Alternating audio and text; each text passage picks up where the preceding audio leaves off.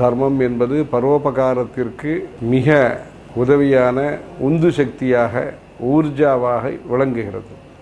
ஆதிசங்கர பகவத்பாதர்கள் குத்திர விதேயோ யத்னஹா வித்யாபியாசே சதௌஷதே தானே, எங்கு நம்முடைய முயற்சிகளை நாம் செய்ய வேண்டும் என்பதாக நமக்கு வழிகாட்டியாக அவர் சொல்லக்கூடிய கருத்துகள் 3.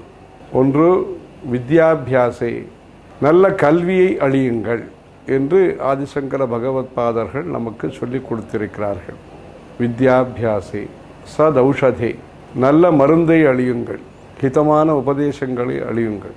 3வது, தானே, கஷ்டத்திலே இருப்பவர்களுடைய கஷ்டத்தை நீக்குவதற்காக பதவியிலே இருப்பவர்களும் சரி, செல்வந்தர்களாக இருப்பவர்களும் சரி, நல்ல படித்தவர்களாக இருப்பவர்களும் சரி, படிப்பின் மூலமாக, அதிகாரத்தின் மூலமாக, செல்வத்தின் மூலமாக பிறருக்கு உதவியை செய்யுங்கள்.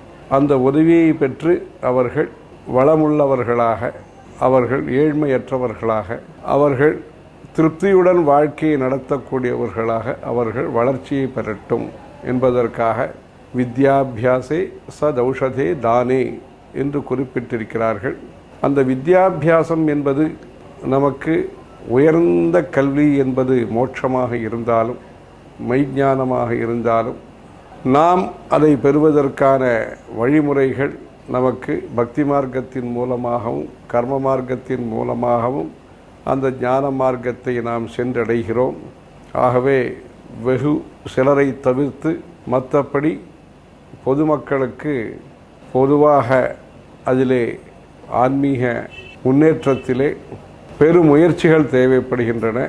ஆகவே நாம் உலகத்திலே மனிதர்களாக பிறந்த நாம் நல்ல உணவு, நல்ல உணர்வுடன் கூடிய நல்ல சமுதாயத்திலே இறை பக்தியை வளர்த்து கொண்டு, சமூக பிரஜையை வளர்த்து கொண்டு, நாம் அந்யோன்யமான முறையிலே பழகி பரஸ்பர நம்பிக்கையை வளர்த்து கொண்டு, உத்தியம காரிய சாதகா என்பதாக உழைப்புத்தான் முன்னேற்றத்தை அளிக்கக்கூடியது.